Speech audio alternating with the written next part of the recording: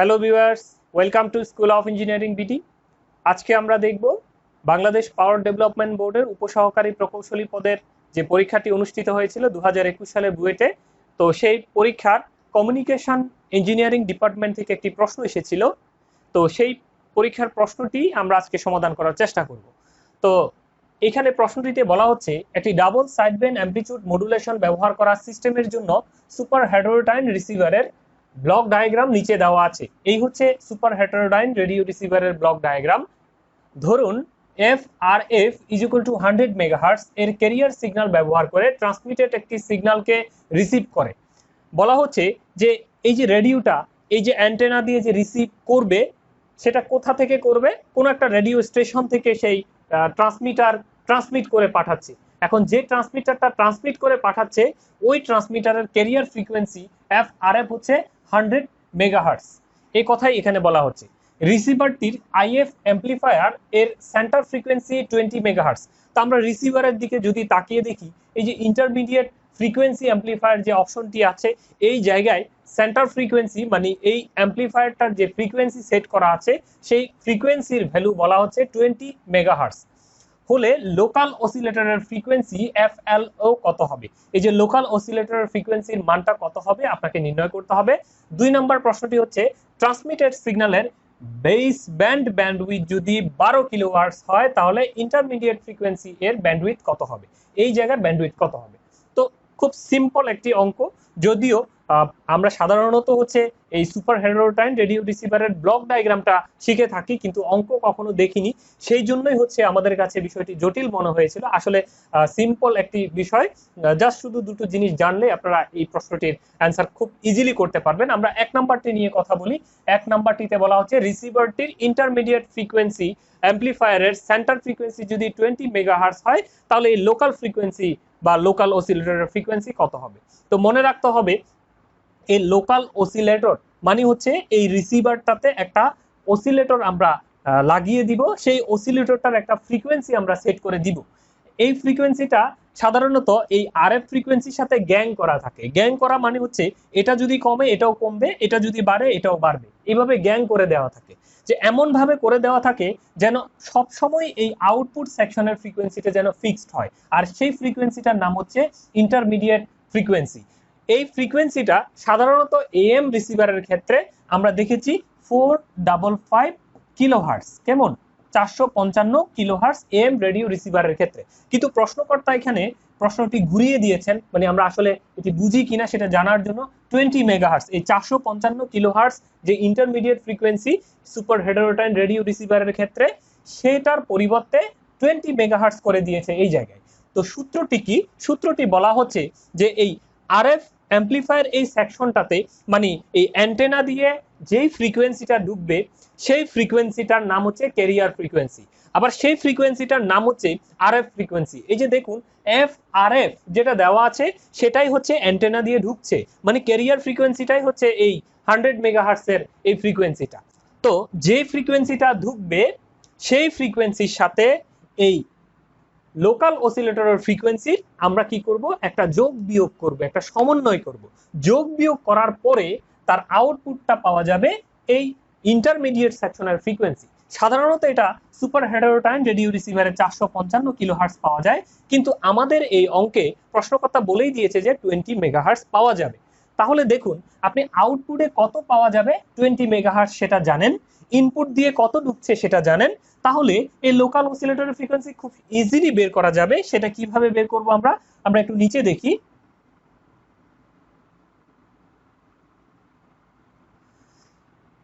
তো এখানে একটু খেয়াল করলে আপনারা দেখতে পাবেন যে FIF মানে হচ্ছে ইন্টারমিডিয়েট ফ্রিকোয়েন্সি সমান কি এই লোকাল অসিলেটরের ফ্রিকোয়েন্সি থেকে RF এর ফ্রিকোয়েন্সি বা ইনপুট সেকশনের যে ফ্রিকোয়েন্সি সেটাকে বিয়োগ করে দিব। তো এই বিয়োগ করলাম, দেখুন FLO মানে লোকাল অসিলেটরের ফ্রিকোয়েন্সি মাইনাস এই ক্যারিয়ার ফ্রিকোয়েন্সি বা এই ইনপুট সেকশনের ফ্রিকোয়েন্সি, এটা থেকে এটা বিয়োগ করলে কাকে পাওয়া যাওয়ার কথা? এই ইন্টারমিডিয়েট ফ্রিকোয়েন্সিকে পাওয়া যাওয়ার কথা। এবং মজার বিষয়, এই লাইনটি যেহেতু আমরা জানি যে ইন্টারমিডিয়েট ফ্রিকোয়েন্সি সমান এটা থেকে এটাকে বিয়োগ করলেই পাওয়া যায়, তাহলে এইখান থেকে আমাদের দরকার কি? আমাদের দরকার হচ্ছে লোকাল অসিলেটর। তাহলে এই জিনিসটাকে জাস্ট সমান চিহ্নের এপারে পাঠিয়ে দিলেই আমরা local oscillator frequency is equal two intermediate frequency plus এই ইনপুট সেকশনের ফ্রিকোয়েন্সি, ঠিক আছে, এই ইনপুট সেকশনের ফ্রিকোয়েন্সি এই দুটোকে আমরা যোগ করে দিলেই লোকাল অসিলেটরের ফ্রিকোয়েন্সি পেয়ে যাব, যার মান হচ্ছে ইন্টারমিডিয়েট ফ্রিকোয়েন্সি দেওয়া ছিল 20 মেগাহার্টজ প্লাস ইনপুট সেকশনের আরএফ ফ্রিকোয়েন্সি বা ক্যারিয়ার ফ্রিকোয়েন্সি যেটাই বলেন না কেন, এফ আরএফ যে কথা এফ সি একই কথা, কেমন, এই দুটো মিলে হচ্ছে 120 মেগাহার্টজ। এইভাবে এই এক নাম্বার প্রশ্নটির উত্তর আমরা দিয়ে দিব।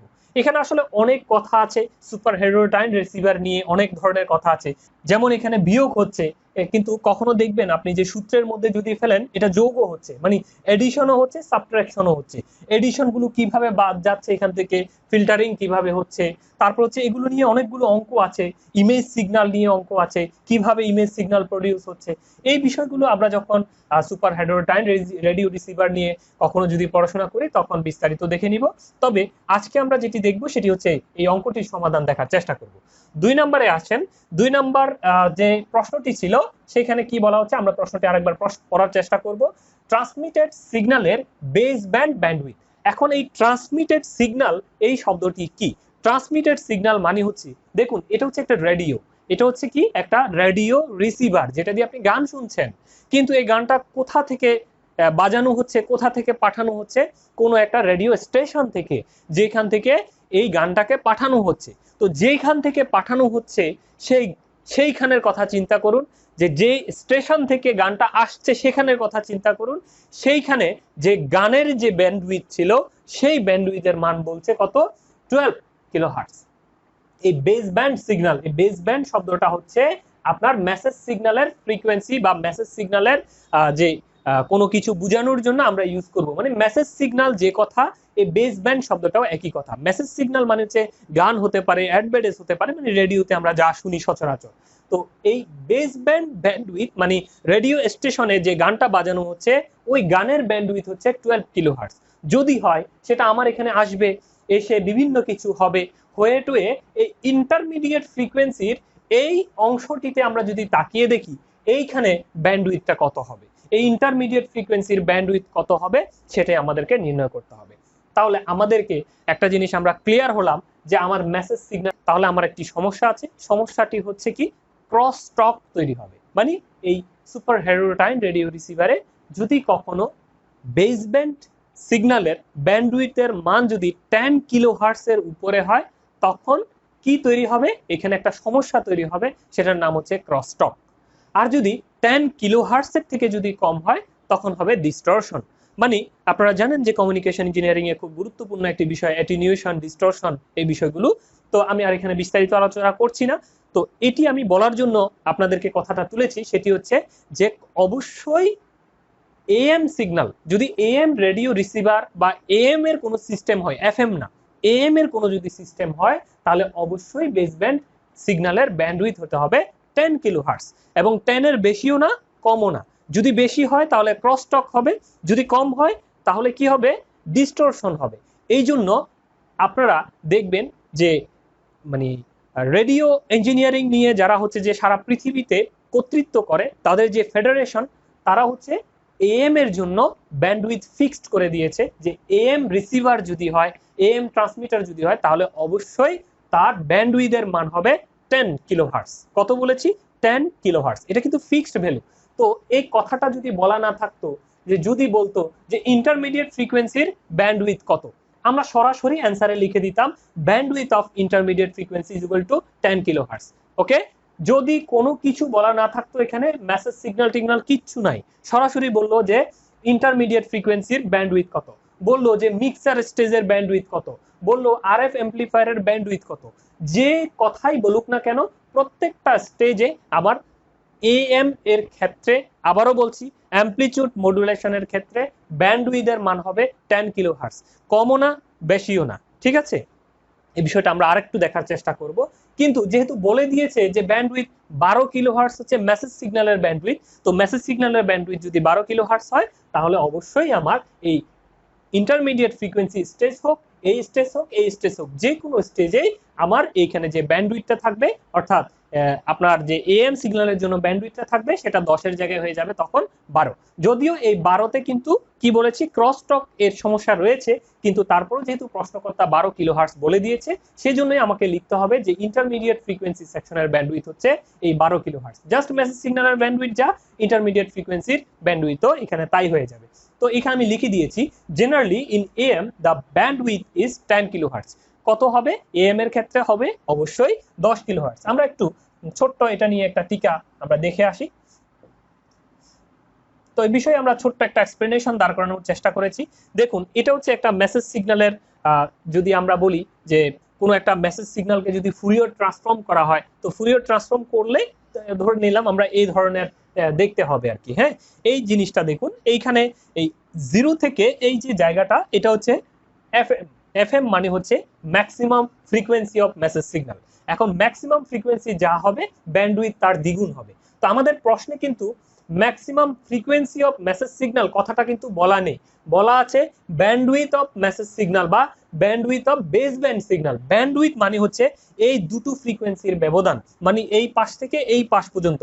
তাহলে 6 দুগুণ কত হয়? 12 হয়। তো 12 দেওয়া ছিল, কিন্তু বাস্তবে এএম এর ক্ষেত্রে এটা থাকে কত? ব্যান্ডউইথটা থাকে 10।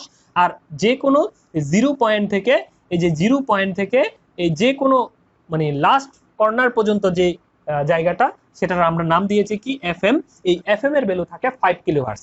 এটা 5 কিলোহার্টজ, এটা 5 কিলোহার্টজ, টোটাল থাকে হচ্ছে 10 কিলোহার্টজ। ঠিক আছে, এখন আমরা এই জিনিসটা যেহেতু জানি, আমরা আরেকটু এটাকে কনফার্ম করার চেষ্টা করব। সেটা হচ্ছে আমরা নর্মালি কি জানি? আমরা নর্মালি হচ্ছে এএম এর যে রেঞ্জ, মানে অ্যামপ্লিটিউড মডুলেশন এর জন্য রেডিও স্টেশনগুলোর জন্য যে রেঞ্জ দেয়া আছে, সেটা হচ্ছে 535 কিলোহার্টজ থেকে 1605 কিলোহার্টজ। এই রেঞ্জের মধ্যেই হচ্ছে এরা কি করবে? ট্রান্সমিট করবে। তো এই জন্য ইন্টারন্যাশনালি এই রেঞ্জটা যেহেতু ডিক্লেয়ার করা আছে, যে অনেক সময় এটা 540 লেখা আছে কোনো বইয়ে, কোনো বইয়ে 1720 এই ধরনের লেখা আছে, কিন্তু বাস্তব রেঞ্জটা হচ্ছে এটা 535 কিলোহার্টজ থেকে 1605 কিলোহার্টজ পর্যন্ত। তো এই রেঞ্জের মধ্যে আমরা টোটাল স্টেশন পাবো কয়টা? 160টা স্টেশন পাবো। কিভাবে 160টা? আপনারা গান শুনবেন যে কখনো দেখা যাচ্ছে ঢাকার একটা স্টেশন থেকে টিউন হচ্ছে, কখনো কলকাতার একটা টিউন হচ্ছে, কখনো রাজশাহী স্টেশন থেকে। এইভাবে কতগুলো স্টেশন আপনি নিতে পারবেন এই রেঞ্জের মধ্যে? তাহলে এইভাবে 160টা স্টেশন হয়। আপনারা ভাগ করে দেখবেন, এই 1605 থেকে এই 535কে বিয়োগ করবেন, আপার ফ্রিকোয়েন্সি থেকে লোয়ার ফ্রিকোয়েন্সি বিয়োগ করবেন, বিয়োগ করলে যে মানটা পাবেন সেই মানটা হচ্ছে 1070। 1070টা ব্যান্ডউইথ, 1070 হচ্ছে আপনার ব্যান্ডউইথ।